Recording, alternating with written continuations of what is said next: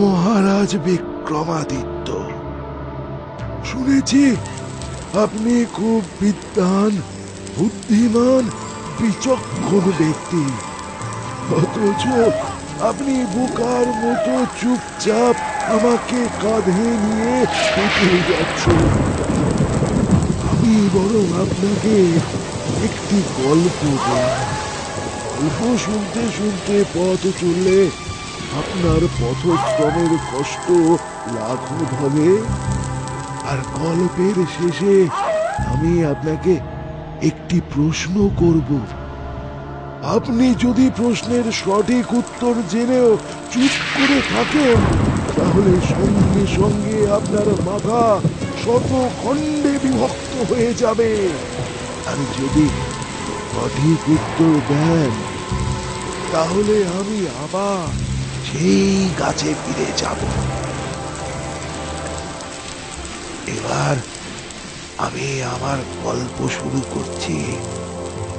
শুনুন মহারাজ।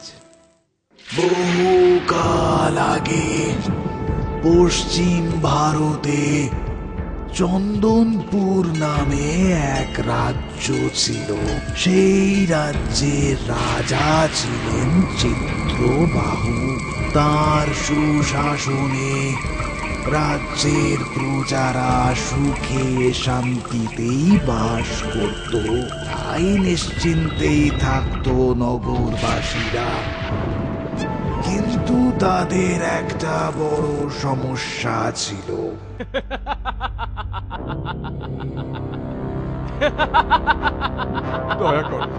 দয়া করেন, এ আমার সারা জীবনের সঞ্চয়, দয়া করেন। দয়া দয়া ত্রিবিদ নারায়ণ, যুবরাজ, ত্রিবিদ নারায়ণ দয়া কাকে বলে জানে না।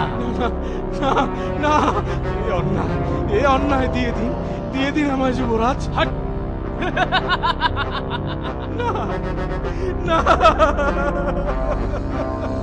সত্যি কি ভাগ্য আমাদের। এমন পিতার এমন ছেলে, এই মহারাজের এ ছেলে রাজা হলে আমাদের যে কি হবে। কি আবার হবে? মরতে হবে, আমাদের মরতে হবে। মহামন্ত্রী, কি যে হবে? ছেলেটাকে নিয়ে যে মহা চিন্তায় পড়েছি। আমি বুড়ো হয়েছি, আমার উত্তরাধিকার হিসেবে ওকে যে রাজ্যভার সঁপে দেব। হ্যাঁ মহারাজ, জানি। অপরাধ নেবেন না মহারাজ। একটা কথা বলি। বলো বলো মহামন্ত্রী, নিঃসংকোচে বলো তুমি। মহারাজ, যুবরাজ ত্রিবিদ নারায়ণকে রাজ্যভার এখন সঁপে দেবেন না। প্রজারা কেউ তাকে পছন্দ করে না, চায় না তাকে। তার অত্যাচারে ভয়ে প্রজারা ততস্থ হয়ে থাকে। জানি জানি মহামন্ত্রী, জানি। কিন্তু কি যে করি কিছুই তো বুঝে উঠতে পারছি না। মহারাজ, কি হয়েছে প্রহরী? যুবরাজ এসেছেন। ভেতরে পাঠাও। যথা আজ্ঞা। প্রণাম পিতা। কি হয়েছে? কি প্রয়োজনে এসেছো তুমি? পিতা, আগামীকাল প্রভাতে আমি শিকারে যেতে চাই, তাই অনুমতি নিতে এলাম। কত আর অনুমতি নাও আমার। যাও, শীঘ্রই ফিরে এসো। আমি সব আয়োজন করে দিচ্ছি যুবরাজ। কে আছো? থাক, কোনো আয়োজনের প্রয়োজন নেই আমার। কি? না না না না না, মৃগয়ায় যাবেন আপনি? সঙ্গে দাস দাসী প্রহরী? না, আমি একাই যাব শিকারে। কি বলছো ত্রিবিদ? মহামন্ত্রীর কথা অমান্য করো না। তোমার শিকারে যাওয়ায় আমার কোনো আপত্তি নেই, কিন্তু এভাবে একা তো আমি তোমায় যেতে দিতে পারি না। ওসব আয়োজন আপনার জন্য পিতা। আমি ক্ষত্রিয় বীর, প্রহরীদের পাহারার মাঝে শিকার করে আমি কোনো আনন্দ দেখি না। শিকারে আমি একাই যাব। যুবরাজ শুনুন, শুনুন যুবরাজ। থাক মহামন্ত্রী, একাই যা তুই। শুধু দেখিস এই অহংকার যেন তোর পতনের কারণ না। আসি আমি।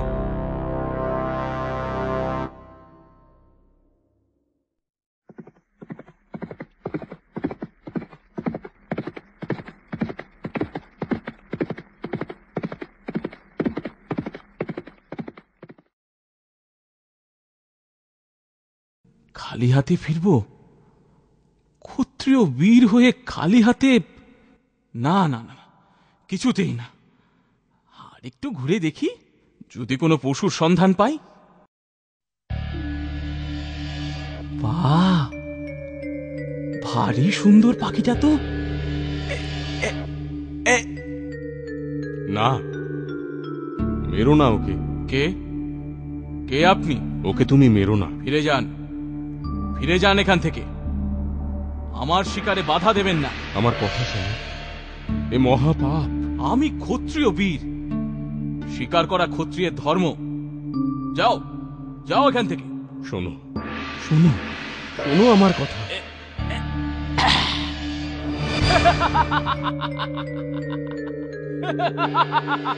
এত বড় স্পর্ধা, তুমি আমার কথা অমান্য করলে। আমি তোমায় অভিশাপ দিচ্ছি, এখনই তুমি জঙ্গলি বাঁদরে পরিণত হবে। যদি কোনোদিন কোনো সহৃদয় ব্যক্তি তোমার কোনো অন্যায় অপরাধ ক্ষমা করেন, তবেই তোমার মুক্তি ঘটবে।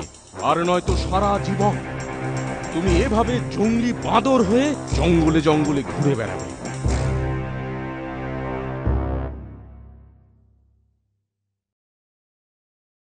কি যে হলো ছেলেটার! কত করে বললাম একা যাস না, কে কার কথা শুনে। কি যে হলো! অত দুশ্চিন্তা করবেন না মহারাজ, যুবরাজ ঠিক ফিরে আসবেন। ওরে, শুনেছিস যুবরাজ মৃগয়া থেকে এখনো ফেরেননি রে? যাক বাবা, বাঁচা গেল। কি যে বলিস! হ্যাঁ, সবাই তো খুব খুশি, কিন্তু ওদিকে সমস্যায় পড়লো। হ্যাঁ রে জগাই, এই যে মহা সমস্যায় পড়া গেল রে। সমস্যা? সমস্যা আবার কি? বেশ ভালোই হলো, আর চুরি নয়। সারাদিন খেটে যা রোজগার করব, তা দিয়ে নিশ্চিন্তে খেয়ে পড়ে থাকবো। এখন শুতে দে, বিরক্ত করিস না তো। হ্যাঁ, সুখে খেয়ে পড়ে থাকবো? এই দেখো, শুয়ে পড়লি, গুরুদেবের কথা ভুলে গেলি? কি কথা? বাহ, গুরুদেব বলেছেন না, সবাই যখন রাতে নিশ্চিন্তে ঘুমোবে তখন শীত কেটে চুরি করব? হ্যাঁ, দিন রাত রাজামশাইয়ের প্রহরী পাহারায় আছে। ধরা পড়লে আর রক্ষে থাকবে না একেবারে। আহাহাহা, ভয় পেলে চলবে নাকি? এই দেখো, আবার শুয়ে পড়লি। বড্ড জ্বালাস।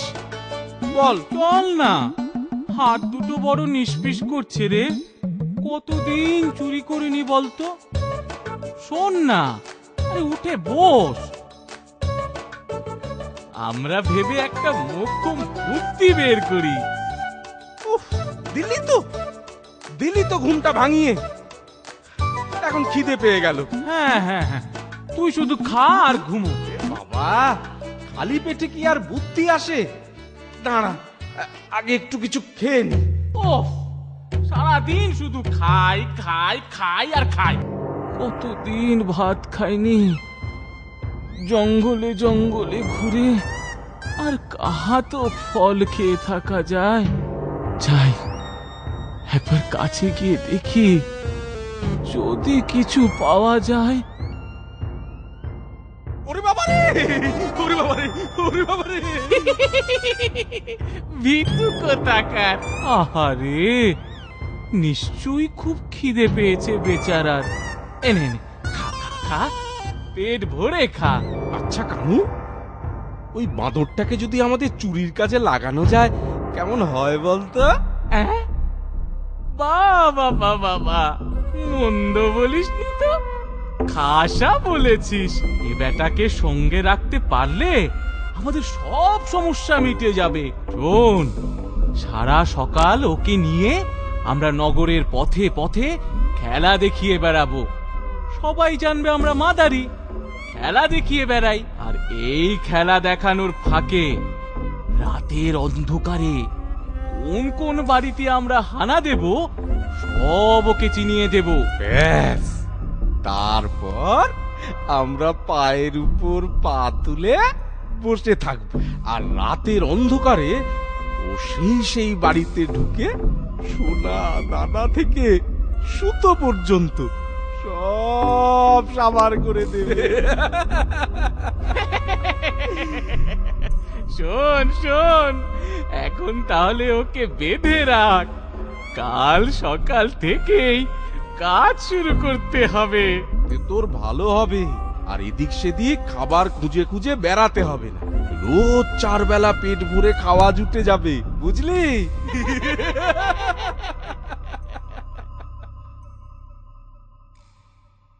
আসুন আসুন, আরে খেলা দেখে যান, হরেক রকম খেলা দেখে যান, বাদর নাচ দেখে যান। হ্যাঁ, এই দেখ দেখ, বাদুর খেলা দেখাতে এসেছে রে।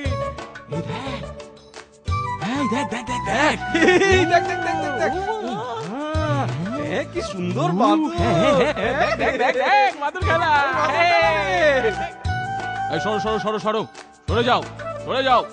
এই সর সর সর সর সর সর সর। সেনাপতি পুত্র এসেছে। হ্যাঁ, সেনাপতি পুত্র। হ্যাঁ, জায়গাতে জায়গাতে জায়গাতে জায়গাতে। ভারী সুন্দর তো, ভারী সুন্দর। প্রহরী, ওই মাদারিকে বলো ওদের বাঁদরটাকে বাড়িতে নিয়ে আসতে। আমি আমার বাড়িতে ওই বাঁদরের খেলা দেখবো। হ্যাঁ, আচ্ছা আচ্ছা বাবা, আচ্ছা। এই শোনো বাবা, এ যে প্রাসাদ রে, এ কার বাড়ি গো? এটা সেনাপতির বাড়ি। ওরে বাবা। তো তোমরা খেলা দেখাও? হ্যাঁ, আমরা আমরা খেলা দেখাই। শোনো, আমার পুত্রের তোমাদের বাদর খেলা খুব ভালো লেগেছে, তাই রোজ সকালে তোমরা এসো খেলা দেখাতে, কেমন? আচ্ছা, নিশ্চয়ই আসবো আমরা। এখন তবে আমরা আসি। খেপলি নাকি? সেনাপতির বাড়ি চুরি করবি? ধরা পড়লে প্রাণে বাঁচবো না রে ভাই। ওরে বাবা, এই ধরা পড়বো কেন? চুরি আমরা করলে তবে না ধরা পড়বো। তবে ভুলে গেলি, চুরি করবে ও, আর আমরা বসে বসে দেখবো। হ্যাঁ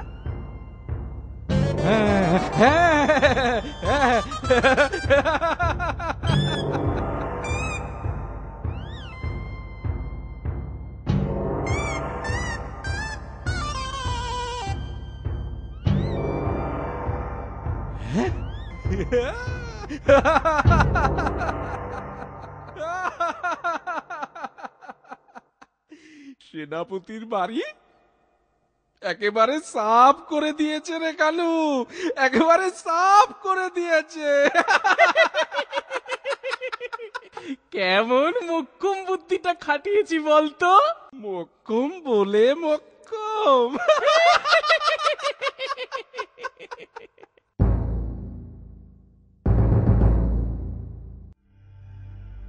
মহারাজ, মহারাজ, মহারাজ, মহা বিপদ হয়ে গেছে মহারাজ। কি হয়েছে সেনাপতি? এই বেশে রাজসভা এসেছো কেন? এটাই এটাই শেষ সম্বল মহারাজ। সব সব চুরি হয়ে গেছে মহারাজ, ঘরে একটা সুতো পর্যন্ত নেই, আমার সব চুরি হয়ে গেছে। ঠিকই, চুরি? আমার রাজ্যে চুরি? মহামন্ত্রী, এখনই এখনই খোঁজ করো, এত বড় স্পর্ধা কার? আমার রাজ্যে চুরি? জগাই, কৃষ্ণমূর্তির গায়ের গয়নাগুলো দেখেছিস? কেমন ঝলমল করছে বলতো? যা বলেছিস, চোখ ধাঁধিয়ে যাচ্ছে একেবারে। আর ওই মাথার মুকুটের মণিটা দেখেছিস? কানু, আমি যা ভাবছি তুইও কি তাই ভাবছিস? সে আর বলতে। তবে আজ রাতেই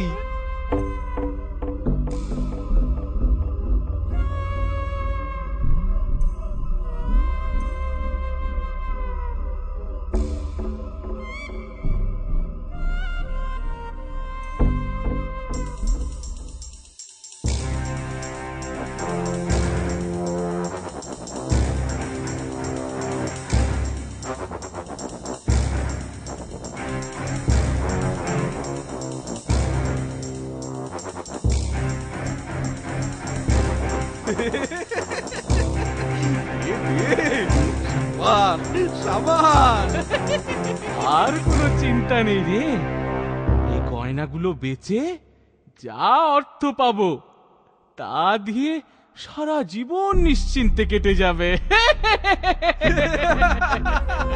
যা বলেছিস। চল চল, এবার কি শুয়ে পড়ি, কাল সকালে স্বর্ণকারের দোকানে গিয়ে ওগুলো বেচতে হবে। তারপর এ রাজ্য ছেড়ে চিরদিনের মতো পাঁপতারি গুটিয়ে পালাবো। চল চল, শিগগিরই চল। চল চল চল।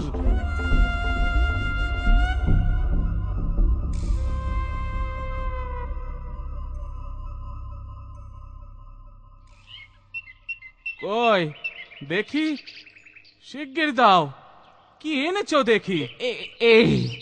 এই নিন। হ্যাঁ হ্যাঁ, জম্মে দেখেছো এ গয়না?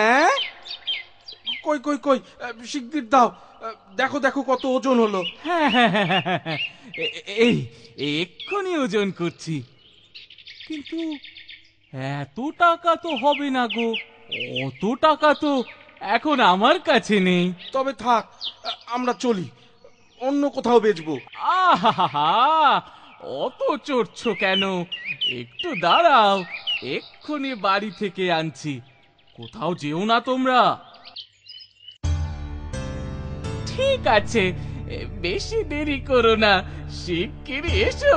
হ্যাঁ হ্যাঁ হ্যাঁ হ্যাঁ, এক্ষুনি এক্ষুনি আসছি। এই শোন, কথা বলে আটকে রাখ, ছাড়বি না বেটাদের। নিশ্চিন্তে থাকুন আপনি। মহারাজ, স্বর্ণকার এসেছেন, বিশেষ প্রয়োজনে দেখা করতে চান আপনার সঙ্গে। এই সময়? ঠিক আছে, পাঠাও ভেতরে। প্রণাম মহারাজ।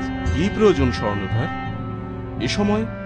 দেখুন তো মহারাজ, এই হাটটা আপনি চিনতে পারেন কিনা? এই হাটটা?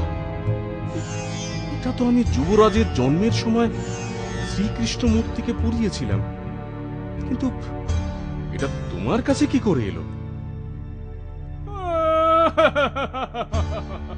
মহারাজ, মহারাজ, মহাবিপদ হয়ে গেছে মহারাজ। কি হয়েছে পুরোহিত? মহারাজ, শ্রীকৃষ্ণ মূর্তির সব গয়না চুরি হয়ে গেছে। এবার বুঝলেন মহারাজ? কে আছো? প্রহরী। মহারাজ, আমি নিজে যাব ওই শয়তান দুটোকে ধরে আনতে। চলো স্বর্ণকার। ওরে বাবারে, মরে গেলাম। বাঁচাও, বাঁচাও, ওরে আর করবো না রে। ওরে বাবারে।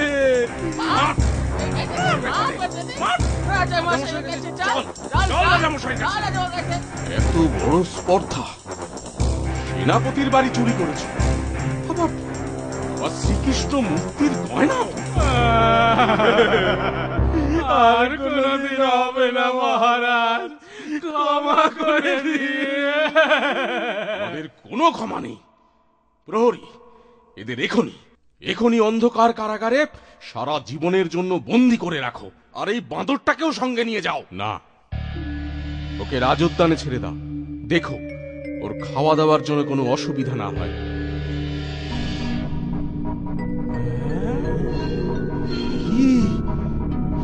কি আশ্চর্য! ত্রিবিদ, যুবরাজ! আজ আমার শাপ মুক্তি ঘটেছে পিতা। এক ঋষির অভিশাপে আমি বাদরে পরিণত হয়েছিলাম। আমার চরম শিক্ষা হয়েছে পিতা। আমি আর কখনো ক্ষমতার অহংকারে দরিদ্রের উপর অত্যাচার করব না, কখনো কোনো অবলা জীবকে হত্যা করব না। আমায় ক্ষমা করুন পিতা। কানু ও জগাইয়ের মতো রাজকুমার ত্রিদিব তো সমান দোষী। তবে মহারাজ, কেন ত্রিদিবকে কোনো শাস্তি দিলেন না? মহারাজ যখন কানু ও জগাইকে শাস্তি দেন, তখন যুবরাজ ত্রিবিদ একটি বাঁদরের রূপে ছিল। একটা অবলা জীবকে দিয়ে কানু ও জগাই চুরির কাজটা করিয়েছিল। সোনাদানা, অর্থ নিশ্চয়ই কোনো বাঁদর সদিচ্ছায় চুরি করবে না। তাই বাঁদরকে কোনো শাস্তি দেননি মহারাজ।